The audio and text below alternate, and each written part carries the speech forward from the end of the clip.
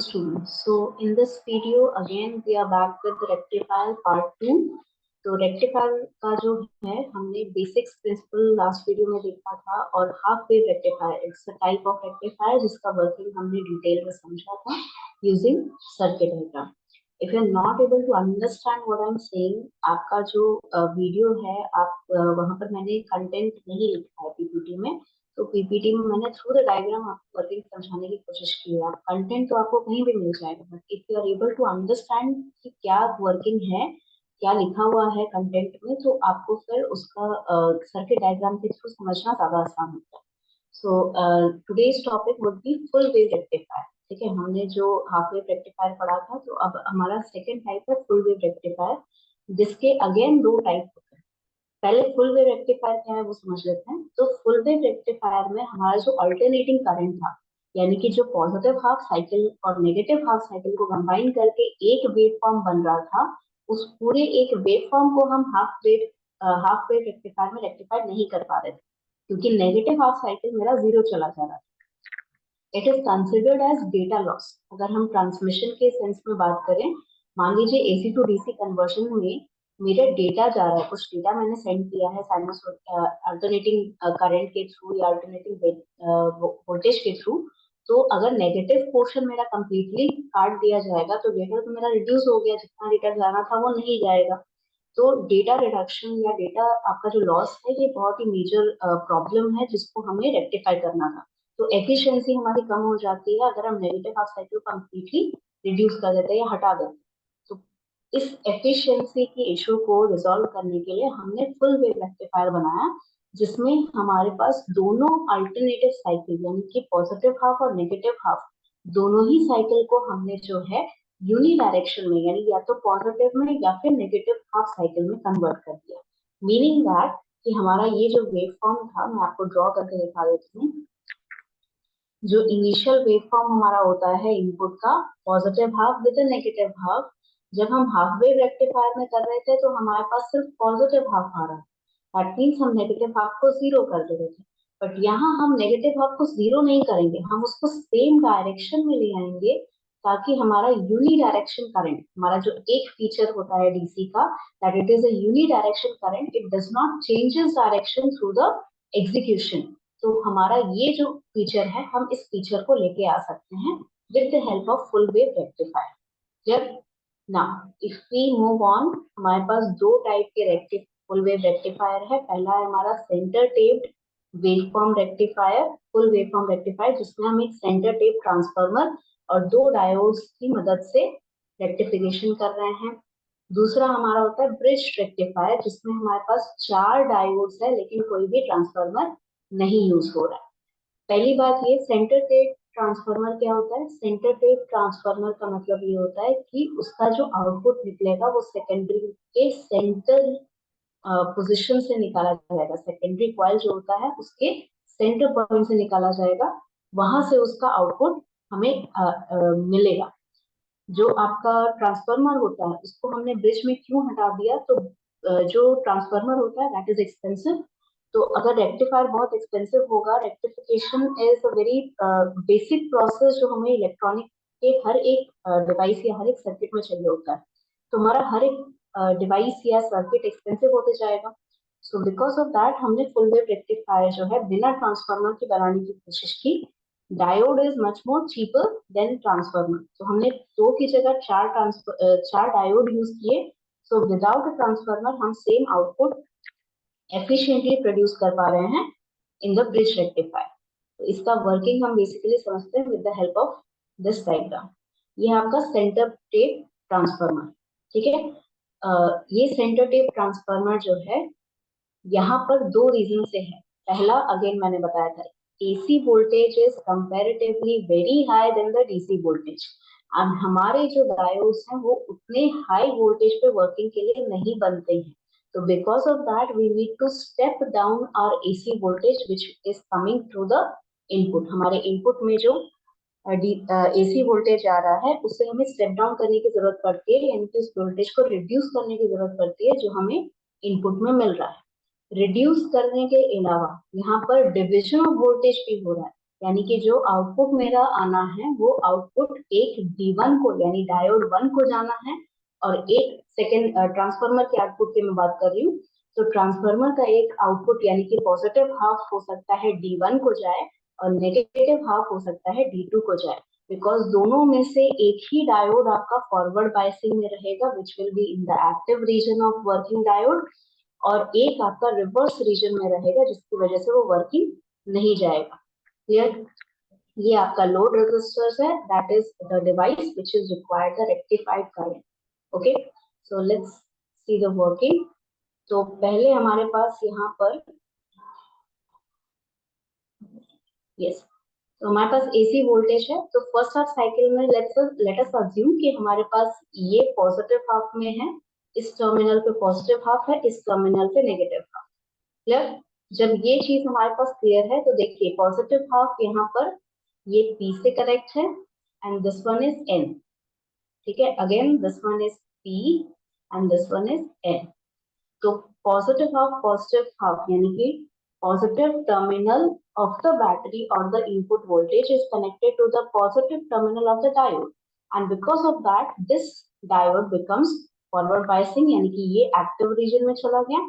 और यहाँ देखिए नेगेटिव टर्मिनल जो है हमारा बैटरी का या वोल्टेज का, वो पॉजिटिव टर्मिनल यानी पी टाइप सेमीकंडक्टर से कनेक्ट हो गया है, जिसकी वजह से ये चल जाएगा रिवर्स बायसिंग में and it will not be working. So the current through this resistor or through the load resistor will be because of the D1 diode. D1 diode की वजह से हमें इस डायरेक्शन में करंट मिलेगा। तो यहाँ पर जो करंट जा रहा है that is because of the D1 diode, same direction flow हो रहा है आपका current positive to negative. Clear?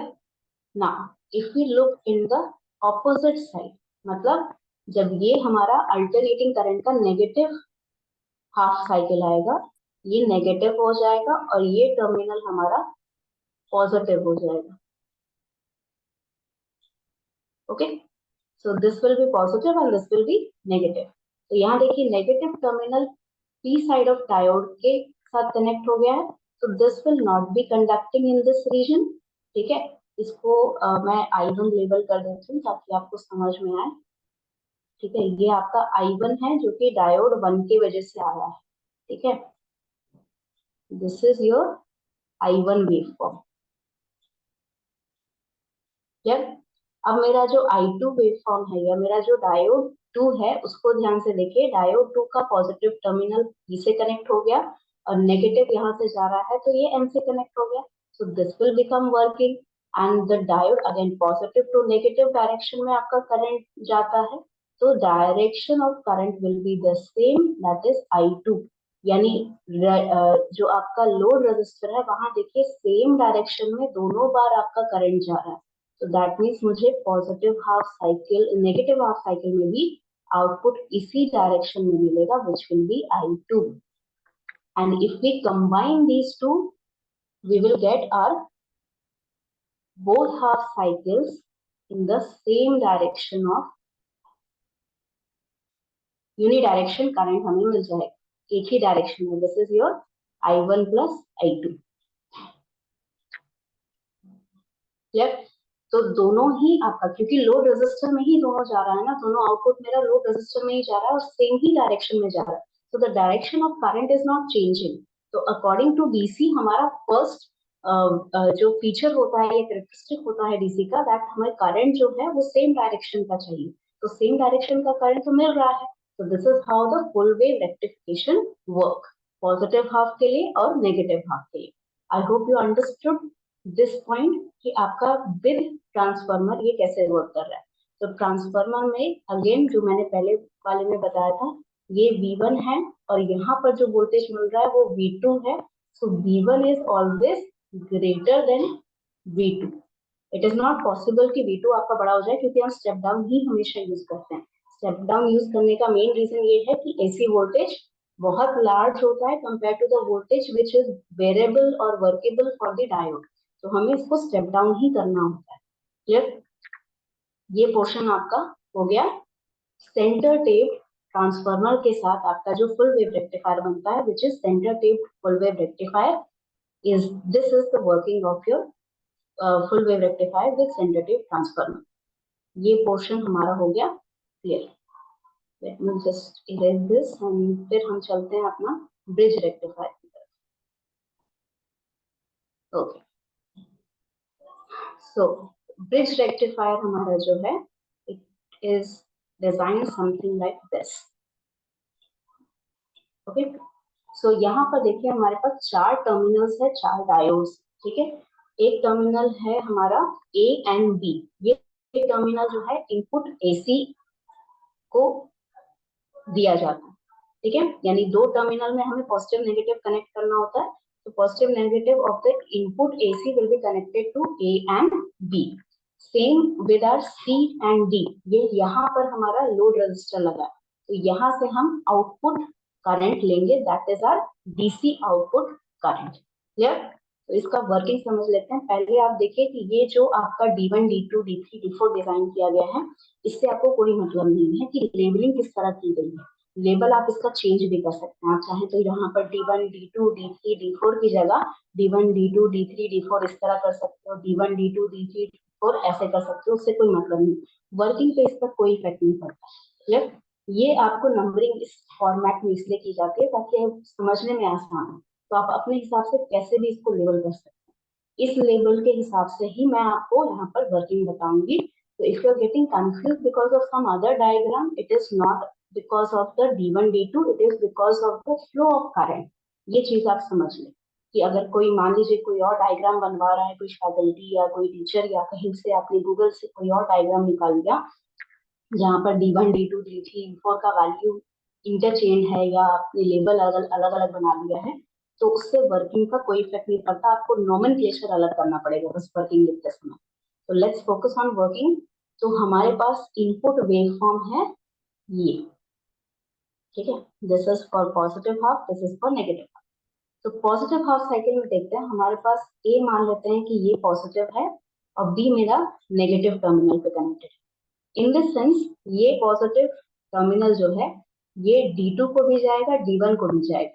D2 के डायरेक्शन में देखिए एन टर्मिनल जो है, N side of the diode is connected to the positive terminal, which means this will be in reverse biasing. Reverse biasing में ये वर्क नहीं करेगा, तो ये हो जाएगा 0. That means it will work as a open circuit. This will work as a closed circuit because p-type terminal of the semiconductor or the diode is connected to the positive terminal of the battery or input source. तो ये आपका working हो जाएगा. This will be a closed path for the current to flow. Clear? नीचे आते हैं. नीचे आपका जो है B टर्मिनल पे नेगेटिव टर्मिनल है. ठीक है, तो negative terminal for the D3 is connected to the N-type semiconductor of the diode, which means it will be in the forward biasing, क्योंकि यहाँ ऊपर से तो पॉजिटिव आ रहा है. So this will be in the active region, that is in the working region. D4 अगर देख लें तो D4 आपका जो है negative terminal of the input is connected to the positive terminal of the diode D4. So this will again act as an open source for the circuit. अब अगर इसको ओपन मान रहे हैं तो ये मत सोचिए कि आपका सर्किट इनकम्प्लीट हो जाएगा. Circuit has been provided a single path. कैसे जा रहा है सिंगल पाथ? तो पॉजिटिव से नेगेटिव टर्मिनल आपका करंट फ्लो करेगा. तो यहां से लेकर it will follow this path to the terminal. इस डायरेक्शन में आपका करंट जाएगा. तो ये आपका हो गया I1, which we got because of diode 1 and diode 3. Clear? ये आपका पहला पाथ हो गया which is designed because of diode 1 and diode 3 being in the forward region. अब दूसरा देख लेते हैं. सेकेंड हाफ जो नेगेटिव टर्मिनल है वहां पर हमारे पास ये नेगेटिव हो जा रहा है और ये हमारा पॉजिटिव हो जा रहा है. क्लियर? तो नेगेटिव टर्मिनल D2 से जब कनेक्ट हो रहा है तो D2 का N टाइप से कनेक्ट हो रहा है, यानी कि ये हो जाएगा forward biasing which will be in the active region. And ये आपका D1 जो है it will be in the positive terminal to the negative input which will not be in the conduction. ये हो जाएगा open wire. Clear? Same with D3 and D4. यहाँ positive है तो ये आपका नेगेटिव टर्मिनल कनेक्ट हो जा रहा है पॉजिटिव से, which is in the reverse biasing. This is open circuit या open wire. This is closed wire because positive terminal से कनेक्ट हो गया. ये आपका वर्किंग रीजन में रहेगा. यानी कि सेकेंड हाफ में जो आपको साइकिल मिलेगा that will B because of this path. ये जो आपका बी से जा रहा है D4, RL, D2 and A terminal. ठीक है. अगेन RL में सेम डायरेक्शन से करंट फ्लो हो रहा है. तो आउटपुट ऑफ सेकेंड आपका जो आउटपुट मिलेगा आपको that will be from here I2 due to D diode 2 and diode 4. Diode 2 और डायोड 4 की वजह से आपको I2 यहाँ पर मिल रहा है. So if we combine both of the waveform, we will get both half of the cycle on the positive side. ये भी पॉजिटिव और ये भी पॉजिटिव. तो यूनिडायरेक्शनल करंट मिल गया without using a transformer which is expensive. तो ये हमारा लेस एक्सपेंसिव सर्किट है जहां पर हम सेम वेवफॉर्म प्रोड्यूस कर पा रहे हैं जो हमें सेंटर टेप ट्रांसफार्मर से मिल रहा है. Clear? I hope you understood this and this is not so difficult to understand अगर आप बेसिक वर्किंग समझ ले रहे हैं. ये चीज अगर आप यहाँ से समझने के बाद फिर पढ़ने जाएंगे तो आपको उतना डिफिकल्ट नहीं लगेगा, या पढ़ने के बाद इसे समझेंगे तो डिफिकल्ट नहीं लगेगा. आई होप कि मैंने आपका डाउट्स क्लियर कर दिया हो. अगर if anything is left out, if you are not able to understand anything, write it in the comment section so that I can rectify in the next video. Thank you so much.